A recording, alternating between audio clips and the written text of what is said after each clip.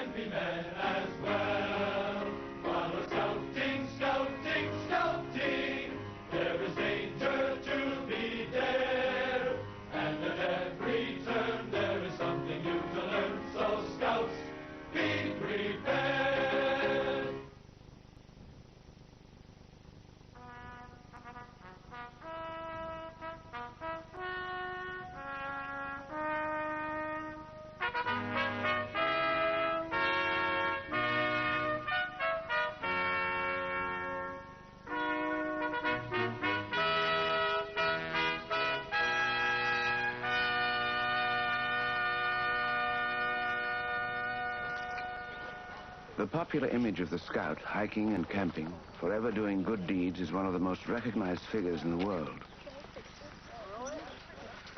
Despite its familiarity, most people's perception of scouting remains superficial. The Scout program provides an opportunity to influence the development of young people. It is an opportunity that has been used and often misused to shape the values they will carry with them as adults. Today, Scouting is a vast organization devoted to promoting brotherhood among the youth of the world.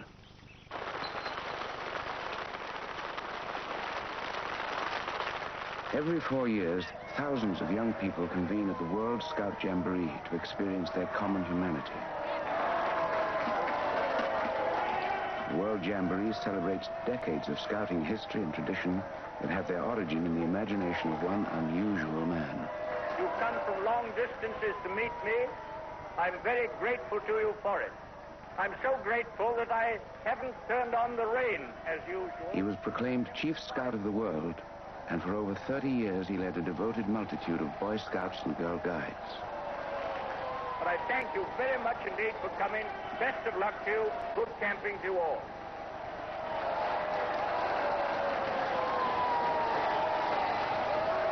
He was known as BP. Robert Stevenson Smythe Baden-Powell was one of the most influential men of his time, idolized by millions as the creator of Scouting. Well, I think it almost bordered on reverence. He was the founder, he was the figurehead, everybody had seen his picture, and I remember in 1923 as a cub we all lined up to meet him, and as he passed we sort of got a glimpse of a wonderful person. His words were phased in words that somehow or other seemed to attract boys. I know he sure attracted me as a leader the first time I ever saw him, and your heart just went out to him. Hello, you boy in the corner there. You ought to be a Boy Scout. You're a fine-looking fella, and I know you'd make a jolly good backwoodsman by the look of you. You're ugly enough anyway. And you gal there, no, I don't mean you. I mean the pretty one behind you. You ought to be a Girl Guide, you know. Oh, you are one. Oh, I beg your pardon. That's quite right. Now go on and tell all your pals to come and be Girl Guides like you. I'm very glad to see you there. Thank you all. Good luck to you, and I wish we may meet again. Thank you. Baden-Powell created Scouting as a child's kingdom to prepare youth for the trials of the adult world and to allow adults to escape them. The Scout program grew from BP's unique ability to understand the needs of young people. I think it was the slightly schizophrenic thing, the one side of him being the eternal child that never grew up, and the other, and he was very aware of it, being the adult, the experience of life. And the genius of the man was the fact that he could blend the two together and then feed it back to the young people again. Baden-Powell was a man of great complexity. The first half of his life, he was a dedicated British soldier, yet he created one of the world's foremost peace movements. He looked on life as a grand game, and he played it masterfully to satisfy his driving ambition an ambition ingrained in him from an early age. His mother was a true Victorian matriarch, determined that her children would excel. When Robert was 19, he wanted to become an actor or a missionary, but his mother intervened. At her insistence, he wrote the cavalry examinations and stood second out of 700 applicants. In 1876, he joined his regiment on the frontier of the British Empire. The soldiers of our green are linked in friendly tether. Upon the battle scene, they fight the foe together. Their every mother's son, prepare to fight and fall is the enemy of one, the enemy of all is. The enemy of one, the enemy of all is. BP thrived on the military life. Most of his early adult years were spent in India and Africa, maintaining Britain's colonial dominance. He was an ambitious and talented young officer who cleverly orchestrated his career and waltzed his way through the ranks of the British cavalry.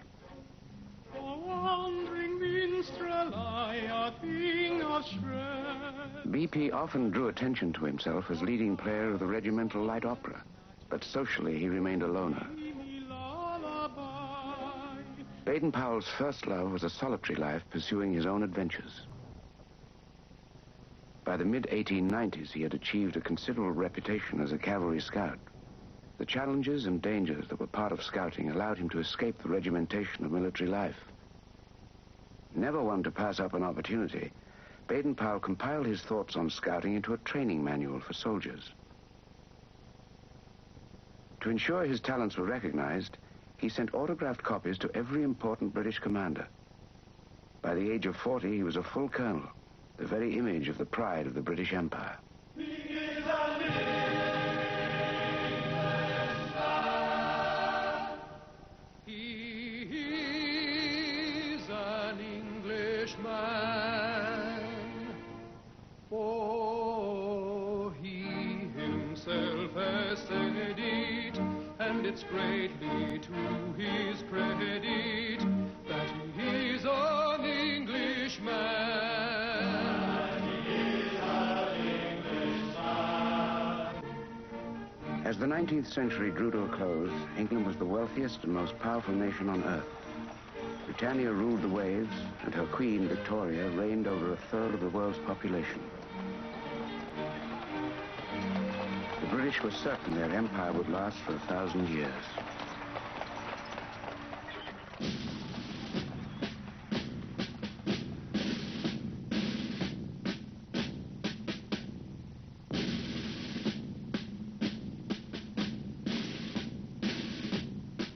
But in the fall of 1899, the small South African Republic of the Transvaal shattered the empire's facade of invincibility.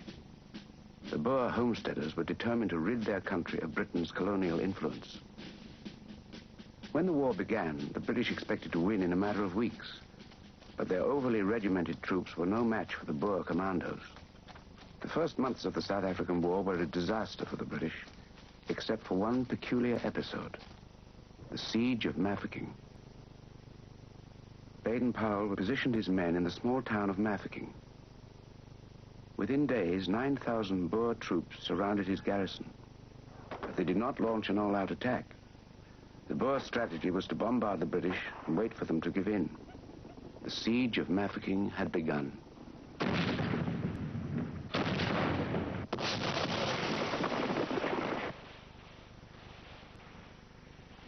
It was a battle of endurance which Baden-Powell turned into a game of deception and bluff. To trick the Boers, he had his men dig minefields sown with dummy mines. He created the illusion of a large force by frequently moving his troops from one outpost to another. To relieve his weary soldiers, the boys of the town were enlisted into a cadet corps to run messages and provide sentry duty. He kept up morale by organizing a series of Sunday concerts with himself as ringmaster. The British held music hall comedies while the Boers looked on from the hills.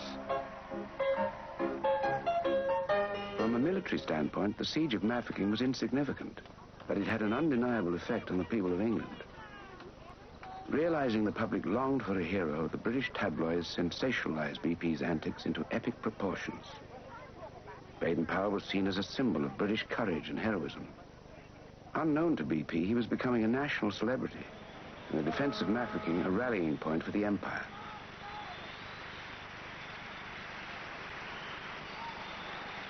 Saving the town became a national obsession. Volunteers flocked into the military. Back in Mafeking, there was little to get excited about. The siege settled into a tedious routine. The Boers gradually lost interest in the town, and most of their men were sent to more important action. By the spring of 1900, the war began to turn to the British. Thousands of troops were arriving daily, and the race was on to save the defenders of Mafeking. Finally, after 216 days of the siege, a relief force reached the town. And when the news hit London,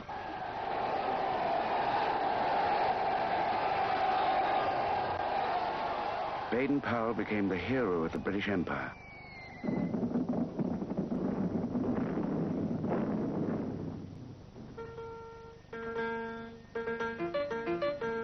Hurrah, hurrah, let us laugh and sing. God bless Powell and the lads at Mafeking. Cheer, cheer, cheer, let the joy bells ring. Shout, shout, shout, relief at Mafeking. Say, say, say, oh, what Britons do, who fight for dear old England and the red, white, and blue. As a result of his immense popularity, BP was promoted to the rank of Major General. But his performance at Mafeking had earned him the mistrust of his superiors. They resented the notoriety he attracted while other men were dying in battle, and felt it foolish he had been trapped there in the first place. A few months after the siege, BP was relieved of his active command. Although his fame never faded in the public eye, the hero of Mafeking found himself relegated to increasingly ceremonial roles. In 1903, Baden-Powell was brought home to assume the position of Inspector General of Cavalry. But the England he returned to was entering a period of profound disillusionment.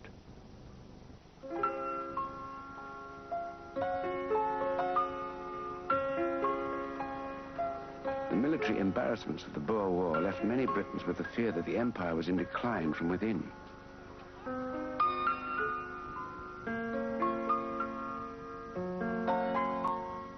One popular theory traced the roots of national decay to the boyhoods of British citizens.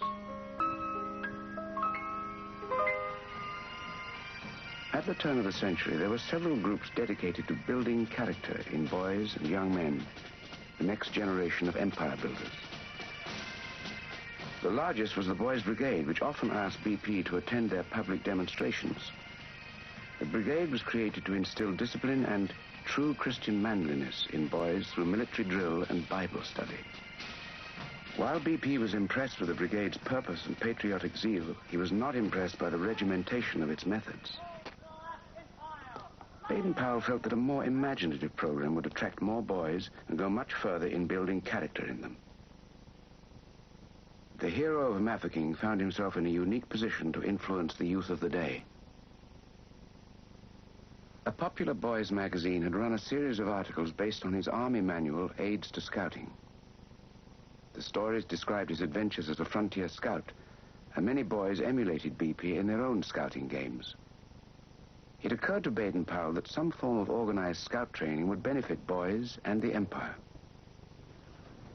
This insight came to him at a critical point in his life. In 1907, his term as Inspector General of Cavalry had come to an end. At the age of 50, Lieutenant General Baden-Powell was faced with retirement to the reserves. Acting, writing, and fine art were all careers he was contemplating. Without any firm idea of what his future would hold, he began to adapt Aids to Scouting into a handbook for training boys. Baden-Powell wanted the scout training to operate on two levels, the practical and the playful. To the boys, scouting was to appear to be an adventurous game, a game that would disguise its character-building purpose. To develop his new manual for good citizenship, BP researched contemporary theories of child development and borrowed extensively from the programs of existing youth groups. But mostly, he relied on his own insight into the behavior of youth. Baden-Powell realized that boys instinctively gang together, often creating their own secret rites and rituals.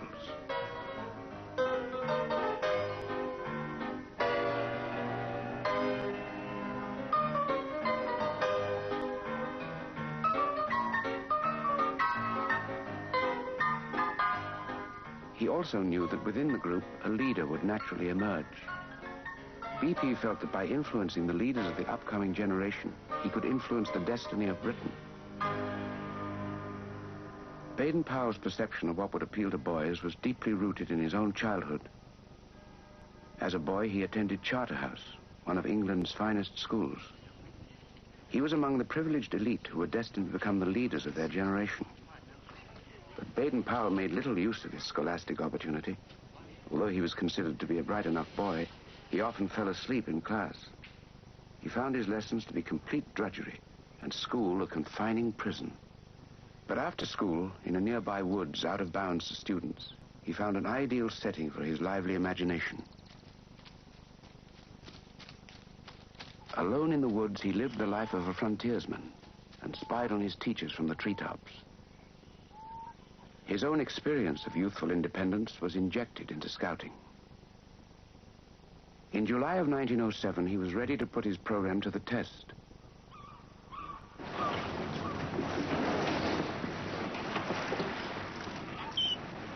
He decided to conduct an experimental camp at the site of one of his own childhood adventures. Brownsea Island was rumored to be the hiding place of smugglers and pirates. As a boy, BP had sailed around it with his brothers, often sneaking ashore to search for buried treasure. Now the island would provide an ideal location for the exploits of the first Boy Scouts. There were 10 boys from the working class, like from the Boys' Brigade, and there was 10 come from the colleges. You see, there was Lord Rodney's 3 sons, there was 2 Evans Loams, there was 2 Humphrey Nobles. You see, they were college boys. We all mixed together well. Well, I think it was a very happy time. We were just 13, 14 years old. Began to look around much more and notice other people, and not really lived anything like such a closed life as we did. It was a very narrow life.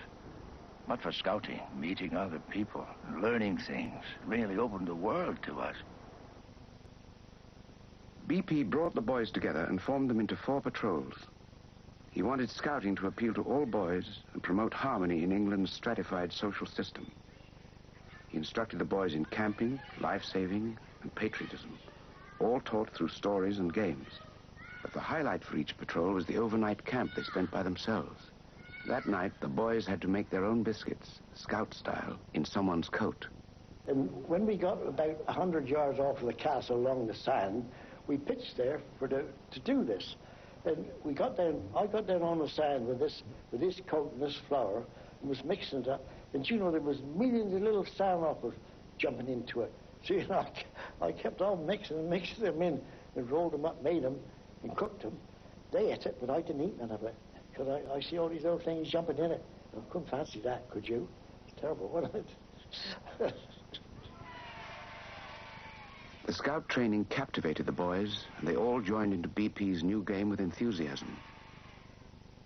But it was BP's unique way of relating to them that impressed the boys the most. He never put us in a position where we felt awkward or silly. He was always there to help. He was at the back of you. And this is where he brought the best out of really all the boys, I'm quite sure. Well, he never tried to ride the high horse over us or nothing. Never, there was no bullying or nothing. No restrictions put on us at all. He absolutely put us on our honor, and that was it. After the Brownsea camp, Baden-Powell was ready to take his Boy Scout program to the public. He struck a deal to release his book through one of England's most powerful publishers, Cyril Arthur Pearson. BP would get his Boy Scouts launched, and Pearson would acquire a new addition to his publishing empire. In February of 1908, Scouting for Boys went to press. The book came out in a series of installments. and boys bought them up as fast as they hit the shelves.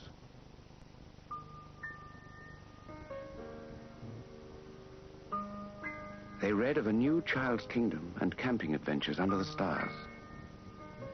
BP addressed the book directly to boys in language they could understand. Within its pages, he carefully diagrammed every detail of what it meant to be a scout. The training was presented as an imaginative game that any boy could play. BP challenged the boys to join the Brotherhood of Scouts, to take its oath, and live by its laws. He gave them their own motto, be prepared. Across England, pants were cut into scout shorts, and broomsticks became scout staves. The scouting craze spread out of control. Trees were felled in city parks. Campfires dotted the landscape.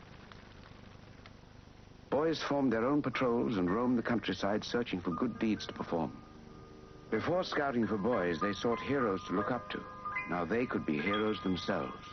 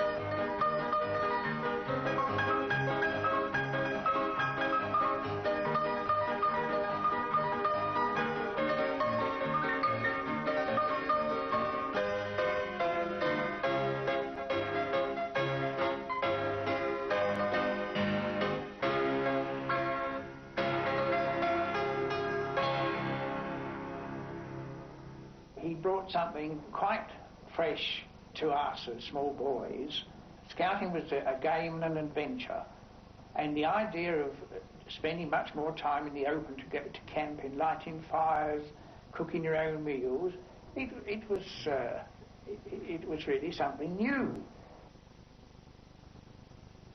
Baden-Powell's carefully contrived program to build better Britons grew at an incredible rate. Within months, over 100,000 youths were registered as Boy Scouts. By the fall of 1909, the Scouts were recognized as an important and zealous social movement. BP decided to show off his creation with a rally at the Crystal Palace in London. Among the 10,000 Boy Scouts gathered that day was a small but conspicuous group. Suddenly, we saw a figure coming towards us, and of course we knew at once that it was Baden-Powell. So we scrambled down the bank, and we made a line, and he came up and said to the patrol leader, "And what the dickens do you think you are doing here?" And the patrol leader said, "We want to be Girl Scouts." And he replied almost instantly, "Oh no, it's only for the boys." Well, then we broke our line, and we gathered round him, and we said, "Oh, please, please, something for the girls." BP had not planned on anything for the girls. He feared that including them in scouting would turn many boys away from the program.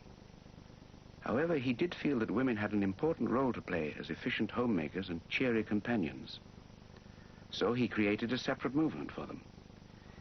BP handed the task of leading the Girl Guides to his sister, a 50-year-old spinster who had little experience beyond the confines of her mother's parlor.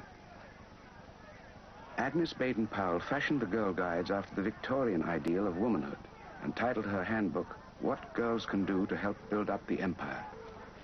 Emancipation for women was a long way off. In the early days of the movement, few of the problems BP faced were as easily handled as the Girl Guide issue. was constantly criticized for encouraging militarism in scouting. In Scouting for Boys, Baden Powell asked the scouts to learn how to shoot and insisted they always obey orders.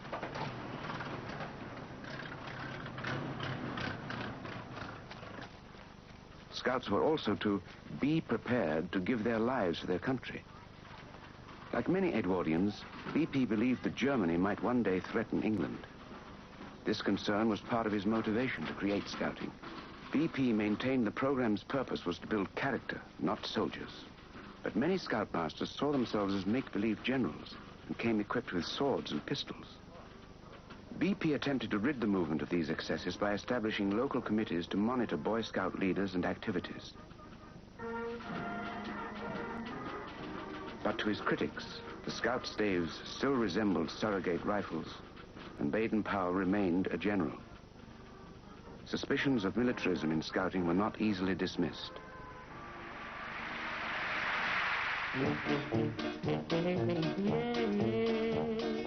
Perhaps the most bruising problem of all was the ridicule suffered by the boys themselves. Scouts soon learned that those who are open about their beliefs are also open to attack.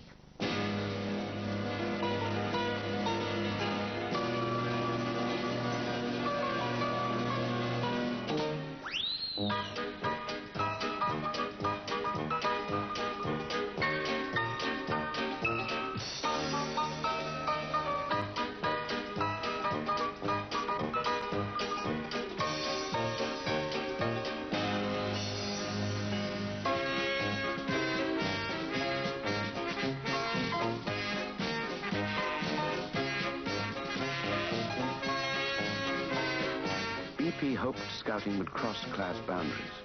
But not all boys wanted to wear short pants and do good deeds. The principles of Scouting were most suited to the values of middle-class youth.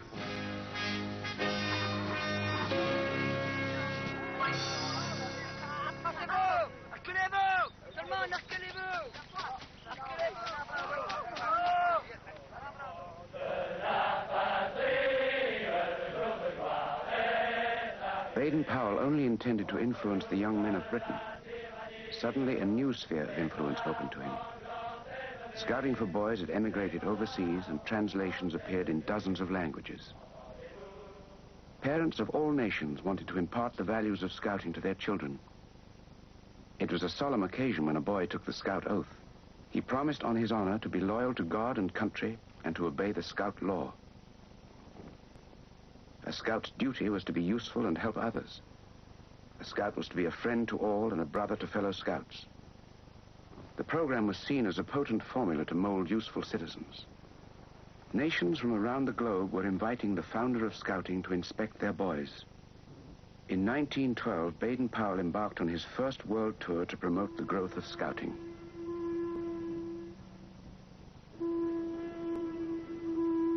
The ship would take him first to the Caribbean and then on to New York.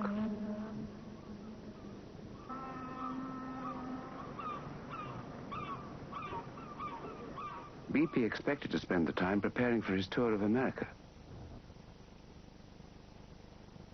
On the second day at sea, he met the daughter of a wealthy English gentleman.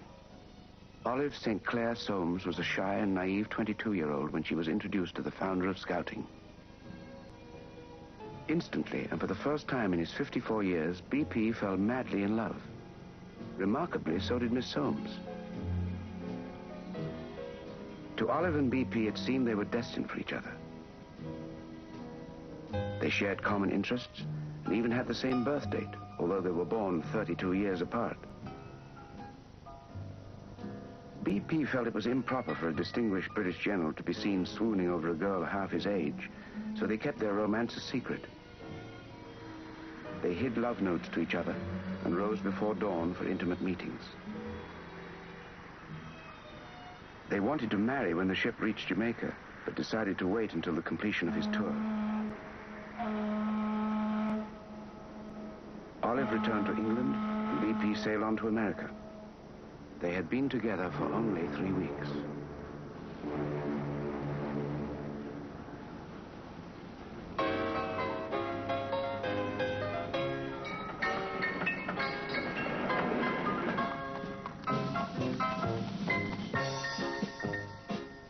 Scouting crossed the Atlantic within months of its start in England, and the Boy Scouts of America were incorporated in 1910. A single scout from Brooklyn bearing a letter from President Taft was among those who greeted Baden-Powell. The president invited BP to begin his inspection of scouting from the steps of the White House. It was an offer he could hardly refuse. Baden-Powell wanted scouting to be larger than life, so he attracted support from men who were larger than life.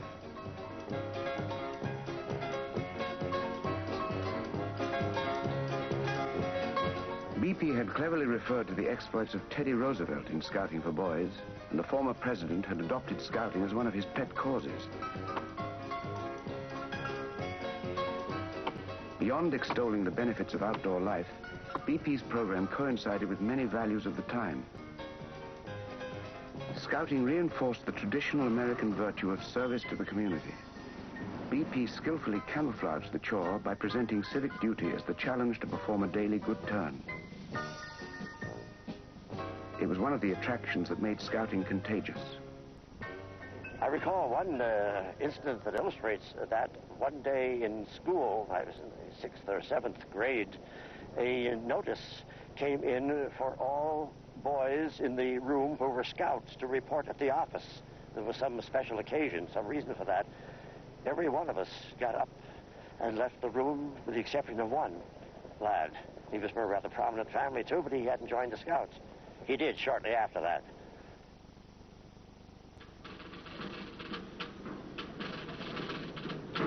In a nation which made patriotism a religion, the Scout program was praised for the love of country it instilled in youth. Scouting also molded efficient individuals who respected rules and worked well with others, important qualities in progressive era America. Like most Scout associations, the Boy Scouts of America attracted the sponsorship of the country's wealthiest patrons. A national headquarters was established in New York, and a centralized administration installed. Corporate America created corporate scouting. Prominent in the Boy Scouts of America hierarchy was a well-known naturalist, Ernest Thompson Seton. Born in England and raised in Canada, he built a reputation in America for his work among youth. In 1902, he wrote a series of articles that encouraged boys to learn the ways of the Red Indian. The result was a small organization, Seton's Woodcraft Indians. Seton published a manual for his tribes to follow 2 years before Scouting for Boys was released, and now he accused Baden-Powell of stealing his ideas. Seton's book described animal names and cries for the boys' patrols and taught woodcraft techniques through practice and games. The Woodcraft Indians won medals for achievement and lived by their own set of laws, all elements common to Scouting. Baden-Powell openly admitted that parts of his program were based on other men's work. At one banquet in his honor, he even referred to himself as merely the uncle of the Boy Scout movement. But there was no doubt that BP was the founder and catalyst of Scouting. Baden-Powell's Scouts succeeded where the Woodcraft Indians failed. Seton urged boys to return to primitive nobility in defiance of modernization. He went against the mainstream of American society, which had completely embraced the Boy Scout program.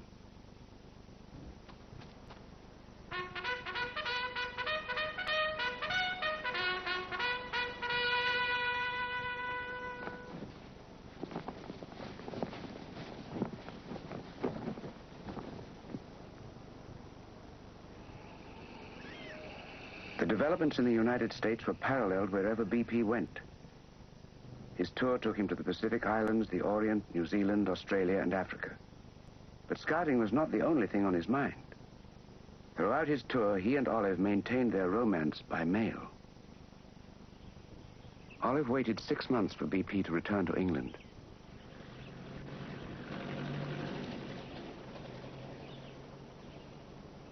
When he finally arrived at her parents' home, he gave her a Boy Scout ring to make their engagement official.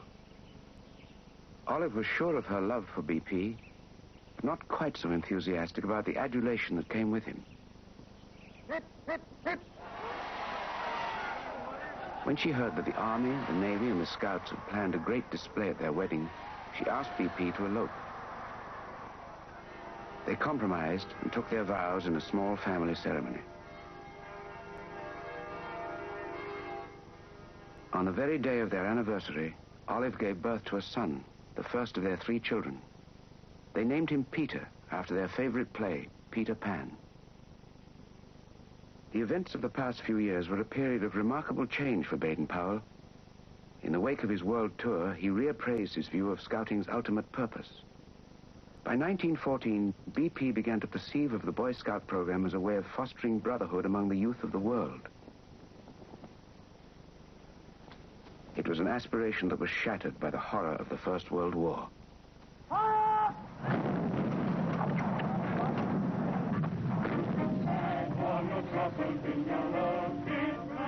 The same intense nationalism which had led so many nations to adopt the Scout program also led to the First World War. When fighting broke out, Baden-Powell asked his Scout leaders to mobilize their senior boys for immediate action.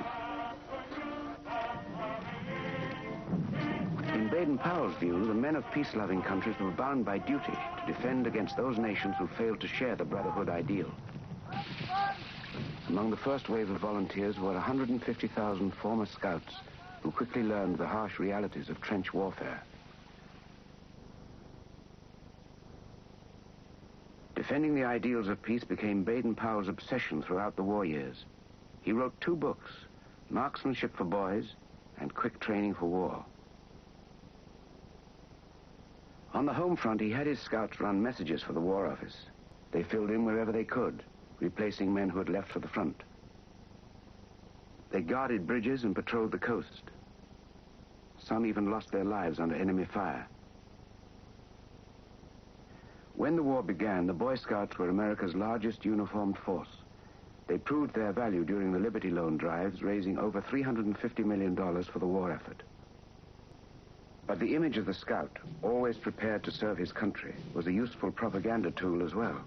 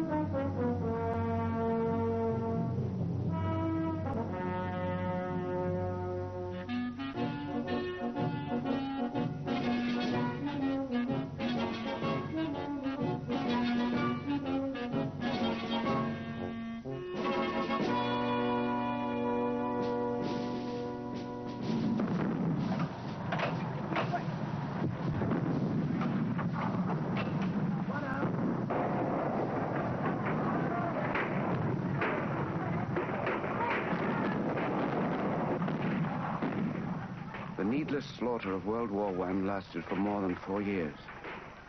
Millions of volunteers died in the trenches. When they were gone, millions more were conscripted to take their place. When the vast power of America was added to the Western Allies, Germany capitulated. The Great War, the war to end all wars, concluded as pointlessly as it had begun.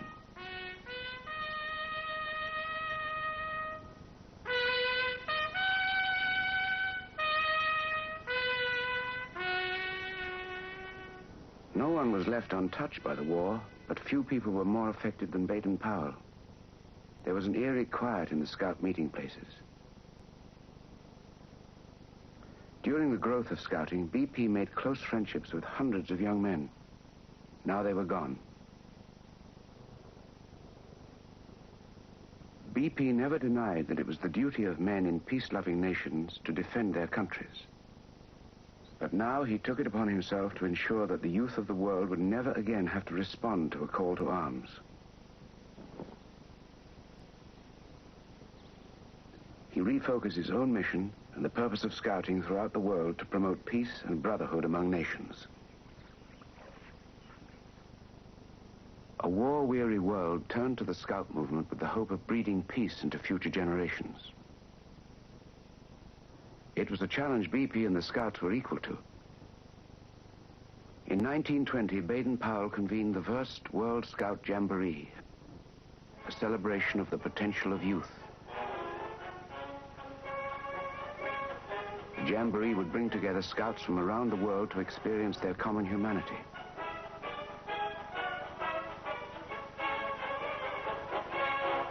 BP had little faith in the League of Nations. His hopes turned instead to the young. He felt he could influence the boys and impress his moral code on their generation.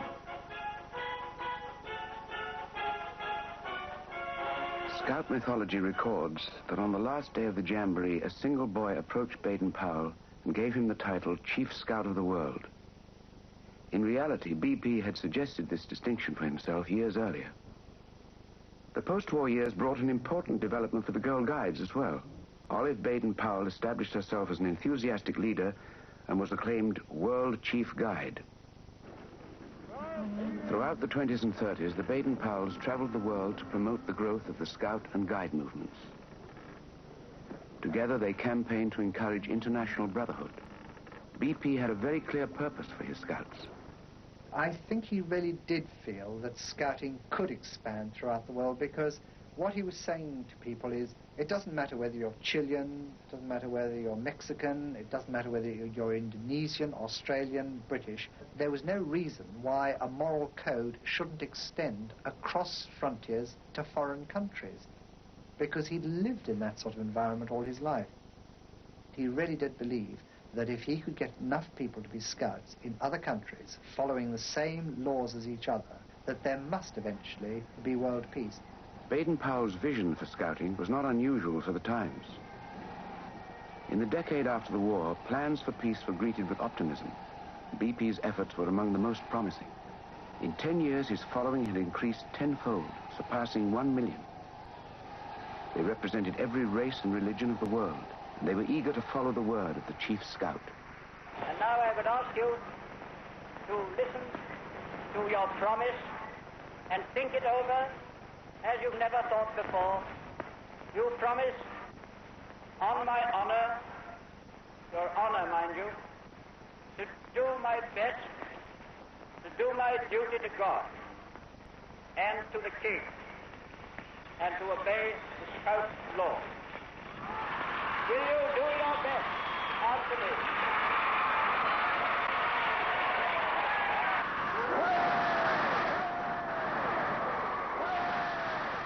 When I was about 12 years old, I realized that my father was famous, so I think that really impressed me enormously. That's Dad. That's just Dad. And look at them all. All of them praising him like this and cheering him. And, well, this is remarkable, because he's really only just Dad to us. Now, well into his 70s, BP enjoyed the exuberant companionship of his son Peter and daughters Heather and Betty. When the Chief Scout relaxed, he remained true to form.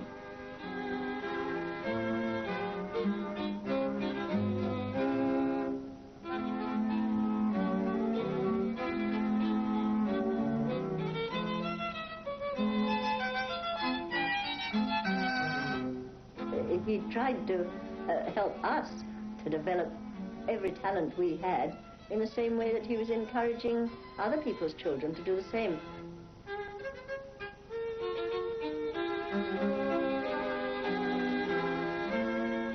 I think it was jolly useful for him having us, because he was able to try out ideas on his own children. If they worked with us, well, then they'd work with other people's kids.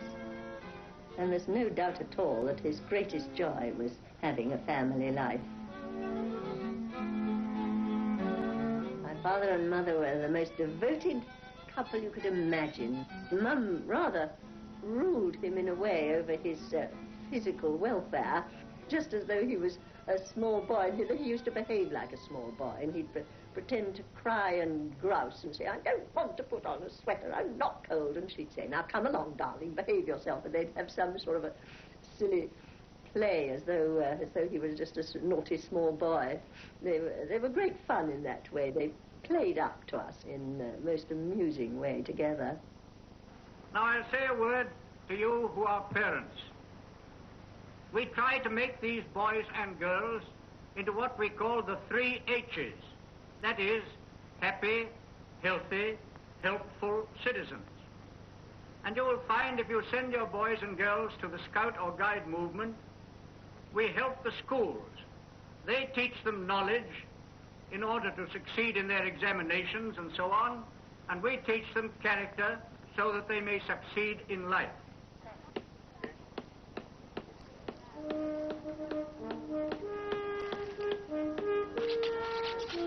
25 years after its founding, the appeal of the Scout movement was undiminished among young people and their parents.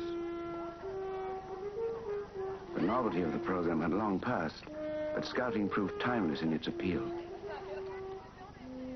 Now the sons and daughters of the first generation of Scouts and Guides renewed the movement's vitality. By the mid-30s, Scouting was permanently woven into the fabric of society. That was hard work getting this badge.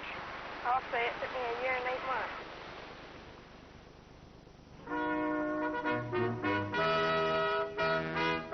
Scouting was recognized as an effective method to fulfill the potential of youth. The theme chosen for our Boy Scout Week observance, building a stronger generation, is thoroughly worthwhile. And we should be especially thankful for a youth movement that seeks to preserve simple fundamentals like physical strength, mental alertness, and moral straightness. A movement to support the ideals of peace.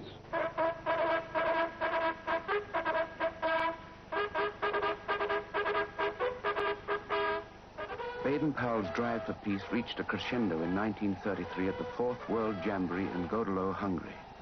It was Scouting's largest celebration with over 25,000 participants from 32 countries. The 20s had been a period of prosperity and hope. Now all nations were overwhelmed by the Great Depression. The darkness of totalitarianism was descending on the world as the Scouts celebrated their Festival of Youth.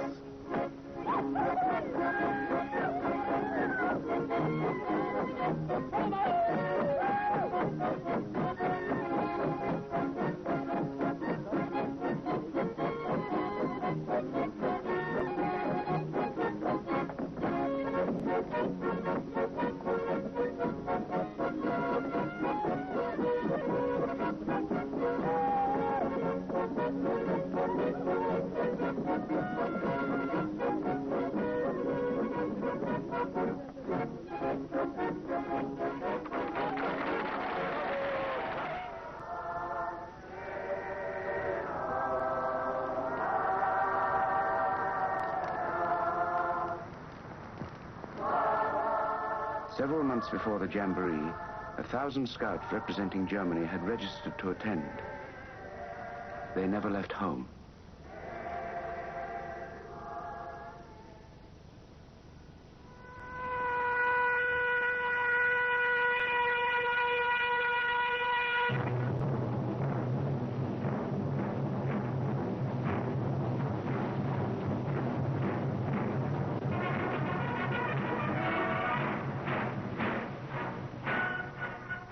Hitler became Chancellor of Germany, he banned the Boy Scout movement. Membership in the new Hitler Youth was compulsory. Hitler's program for young people was modeled directly on Scouting, but with a different purpose.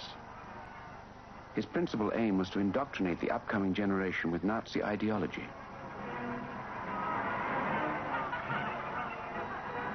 In his version of the Scout Oath, the Hitler Youth promised to sacrifice their lives at the whim of the Führer.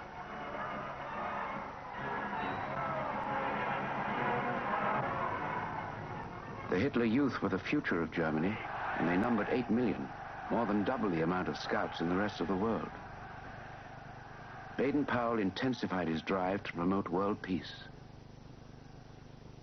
I've heard since I came to Sydney, there are some people still talk about being a military movement. Well, that's all humbug, because we've now spread to 45 different countries about the world. It's a movement of absolutely of peace and goodwill among men. And all the different countries have taken it up in that spirit.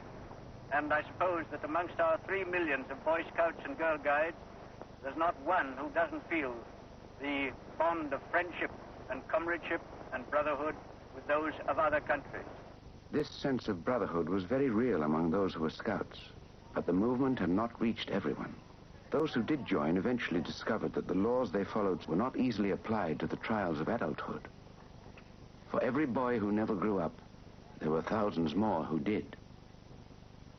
Baden-Powell failed to change the world, but his movement enriched the lives of millions, and his ambitious drive to promote peace had not gone unnoticed. Knighted by the King in 1912, and made Lord Baden-Powell in 1929, he received virtually every honor the world could bestow. In 1939, at the age of 82, Baden-Powell was nominated for the Nobel Peace Prize, but that year no award was granted. And this year in the Republic of France, the Boy Scout movement has become stronger than at any time in its history. Today, among all the people of Europe, none is more determined that the traditions that have long been theirs, liberty, equality, and fraternity, shall be inherited by their children.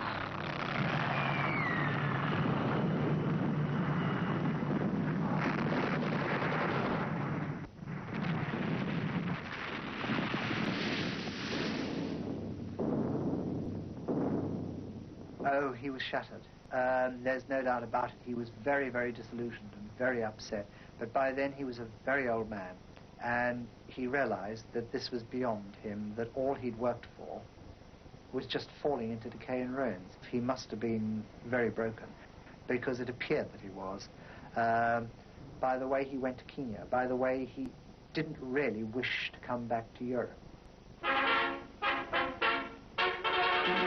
About to leave the foggy shores of Britain, Lord Baden-Powell.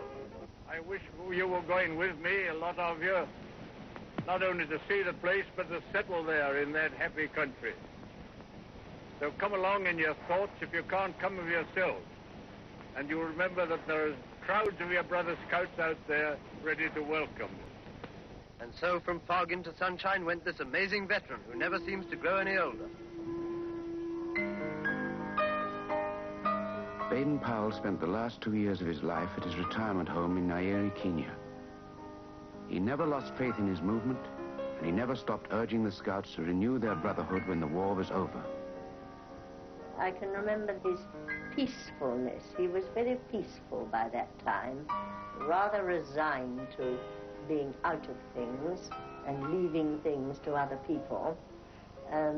Guilty to not being in it, but realizing that, of course, at his age, he couldn't do it. He wasn't physically very comfortable by that time. He had several ailments that were rather uncomfortable, and so I think he was really getting very ready to go and very contented to leave to others the job that he'd started, realizing that they would be able to carry on very well indeed, thanks to his inspiration.